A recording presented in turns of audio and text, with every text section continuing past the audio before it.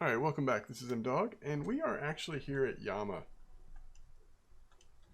I'm going to real quick show you where we are on the map. This is a pretty well established spot since these new fish species came out at Yama. And I think what I'm actually going to do here is just fish for a couple minutes and then sort of show you the setups and everything. But I want you to be able to see it in action before the day is completely over. And then we'll kind of go over what we've caught, see how well we did. It's been very fun. I think it's also going to be pretty good in terms of silver. Certainly it's been good XP wise, it has seemed. But as you can tell, we're fishing with 3 match rods. The far left one is the one that has the smaller match float on it, and that's just a test issue based on the sport match rod I'm using over here. So this is an important example. So you kind of see I'm reeling this one in even though I'm still focused on the other 2. If we happen to get a bite on another one, we'll go ahead and grab it as well. And I sort of have to make a judgment call. What I've been doing is sort of where there's one of the new species. According to where they all are, I decide whether or not I'm going to reset them all or if I'm going to just recast one of them and keep it going for a little bit. But because both of these were pretty far down the line, I am going to go ahead and reset all of them here. We'll watch it just for a second, make sure we don't get... Sometimes I am getting bites this far down. It's certainly not impossible. I think the best fish have been right in front though. Alright, let's go ahead and reset. And I like doing it in this order. It's actually my favorite order to do it, to cast right from left. Because of the size of the match float, it is just easier to see with the just with your eyes. The second and third rod. These are these nice Pomar match floats. What are they called? Wagglers. I don't know why that name was escaping me. So this is the one that's harder to see. So it's nice to cast this one last. And then be able to visualize it, see it. Oh, there's a bite. So let's see if we can get it in time. And these bites are coming in when there's still a lot of slack in the line, which means you are going to miss some bites. Wait, did this one go under as well? No, I don't think so. You are going to miss some bites when there's a lot of slack in the line. You just won't be able to get through the slack in time. And that's actually why, here's a good example of just casting it back out when the other 2 are still out there. That's actually why some people have been using some of their big reels. Even though we've got a fairly small leader, folks have been using Vengas and other like big reels to do this because you want to churn through that slack as quickly as possible. And it's true. I mean, I probably would have perhaps caught a couple more fish with a bigger, faster reeling reel, but I decided to kind of go with the size reels that made sense for the size leaders we're using. And frankly, I've been very pleased with the success rate.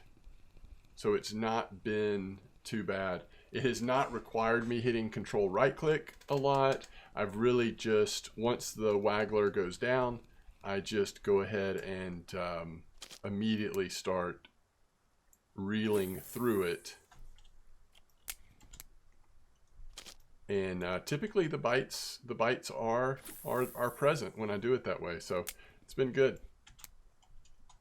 This has been fun. So the other day on stream I fished here, and we mostly fished here with just one match rod at a time. And we did okay. It felt like the bite rate was good enough that doing this might be too much, but in actuality, it's not been too much. I've gotten into a rhythm. I can see the floats fine with just one zoom, and the fish have been easy enough to catch, again, even with a little bit of slack, where it's not been frustrating. It doesn't feel like I'm missing a bunch of bites. So we're getting a little later here. Obviously, it looks like this has slowed the bite down. I have not had I mean, almost every cast, it seems like we have at least one and sometimes two fish. So if we start going them drifting all the way down without a bite, that would definitely be different than what I've been seeing. All right, let's go ahead and get this one because it's farthest away, but let's keep an eye on this first one. It could still go down. So we are using 3 different setups. This first rod has grasshopper and dung beetle.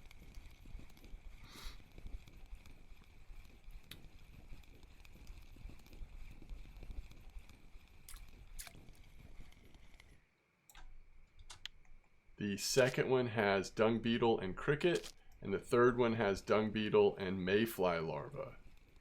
But all of them have the same hook. They're all size 4 hooks. And they are at different depths, but they're not vastly different. I think the deepest one is 1.1 meters. And the most shallow one is something like 70 or 80, something like that.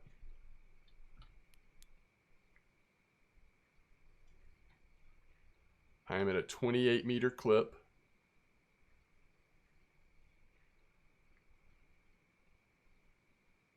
See if we catch one more cool fish here before nighttime wraps up. And then I'll show you how much silver we made, and I'll also just kind of review the setups one last time. 7.7 liters what I have on each one, I believe.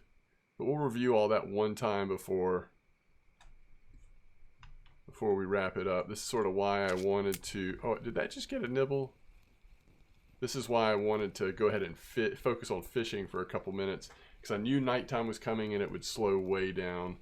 Now, when I first got here, it was maybe like 3, 4 in the morning. And I immediately caught a really nice sedentary. In fact, I think it was the biggest one of the day. So it might be worth fishing through the night, but I do think overall it's going to be slower.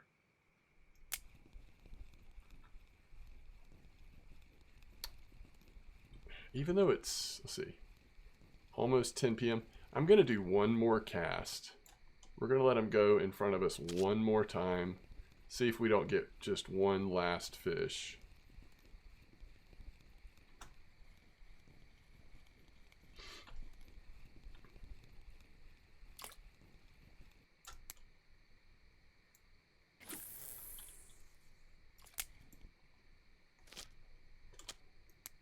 But if you have the ability to do this type of fishing, if you have the equipment for this, and you've been wanting to check out the new species here at Yama, this is quite a fun experience, and you at least get to see some of the new species. We certainly haven't seen all of them, but we've seen some of them. It's funny how they drift at different speeds at different times. I think that's getting a nibble. Yep. Oh, yeah. See, this is what I was thinking. At night, we may have a slower bite rate, but sometimes we might just get the fish we've been waiting for. I like how he immediately swam up current. Uh-oh. No, don't go back down. For the sake of this video, I'm doing something I wouldn't normally do, which is just sort of reeling through this fight. See if we can get him in relatively quickly.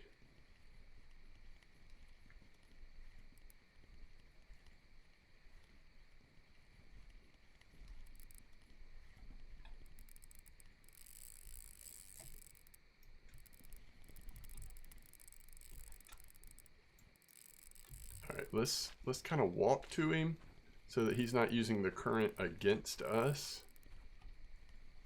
So curious.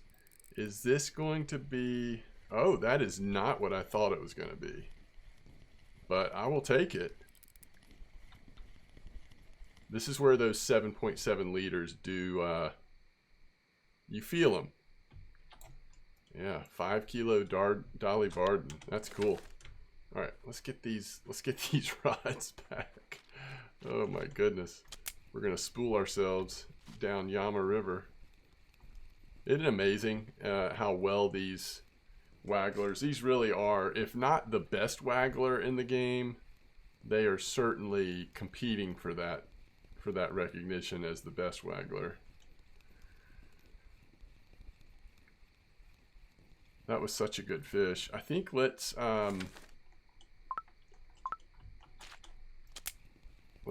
cast one more time, at least with a couple of them. I mean, I guess we might as well cast all three if we're going to try one more time. I mean, that was just such a good fish. What if we can get one more decent fish? We've caught 34 since, like I said, about 4 a.m. So, I mean, if you think about how much time we're reeling in and getting these out here and set up, I mean, I think that is a pretty active bite rate. Now, I do think I've been keeping everything. So even if something wasn't a marker, I think I'm still keeping it, but pretty good, I think. I mean, I didn't really know what to expect. I kind of thought this might have been chaos and might have been too frustrating, but it's worked out really well. So hopefully the silver reflects that. All right, can we get one more nibble from something?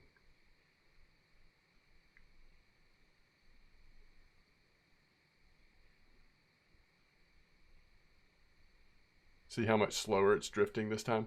It just, they seem to get in these lanes, right? Where it's maybe dragging on the bottom to slow it down. I mean, I'm just guessing, but it seems like that's got to be what it is.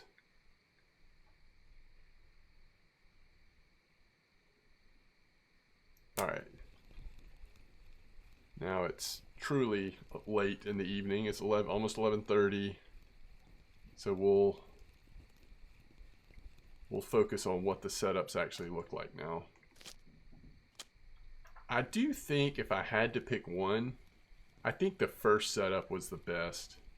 We'll see. I'll look at some of the bigger fish to see which combination of baits were actually on it. But I think that grasshopper dung beetle might have been the best overall. It'd be interesting to kind of do another day of just that setup on all three. And kind of see how that played out, but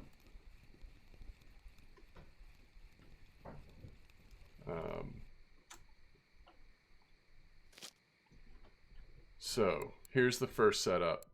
So this is, I really like using this match rod. It actually probably is not perfect for this. I would have likely had an easier time if I had used one of my other match rods and could have had another Pomar Waggler on there. It had just been a little easier to see it.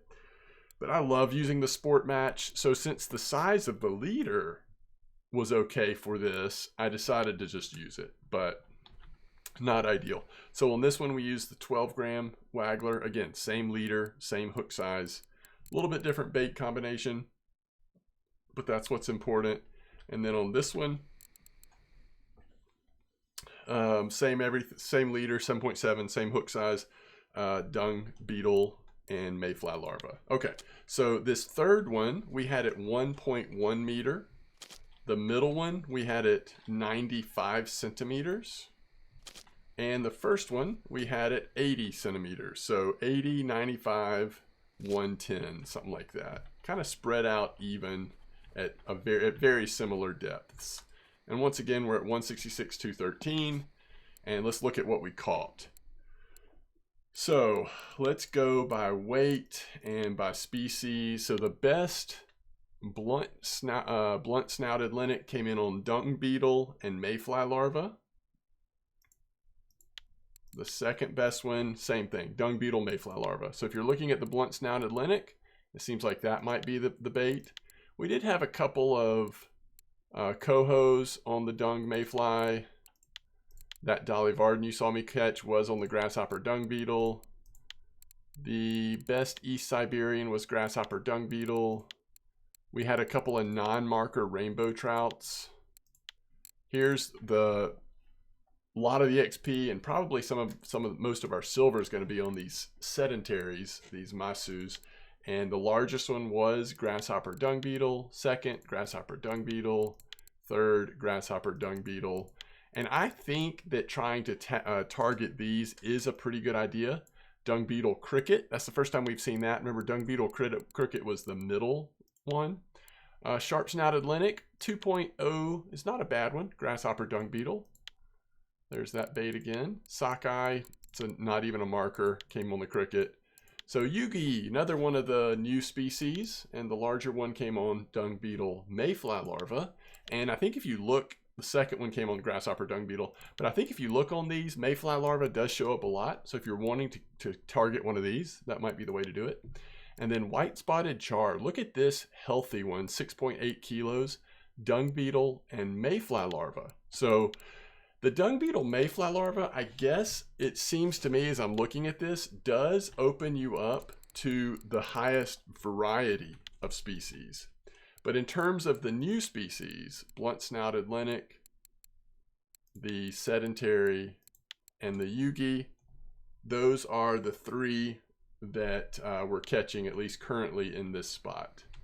All right, real quick before we wrap it up, we'll keep this brief, but let's look and see if there's anything in the cafe or just in the fish market, what it's all worth. All right, here's the cafe. It doesn't look like we have anything that's relevant. That's not true. We've got this, so that's 60 right there. 60. We also have this, so that's 80. So that's 140 plus what everything's worth. Just for the fish, though, 523 silver. That is really good. And again, this was my first time. So, you know, you start to get dialed in, you figure out the right baits, figure out which wagglers are working the best, and maybe you even become a little more efficient at this. With the cafe, that's going to put us probably over 600 silver total. But either way, I think a pretty cool experience to be able to come fish at Yama for the new species. And do something that I don't actually get to do that often, which is make really good silver while at Yama. Some of you probably have much better success than I do, but that's not often the case for me. So anyway, hope you've enjoyed this. Give it a try if you're looking to catch some of these new species. But thanks for watching, and I'll see you next time. Tight lines.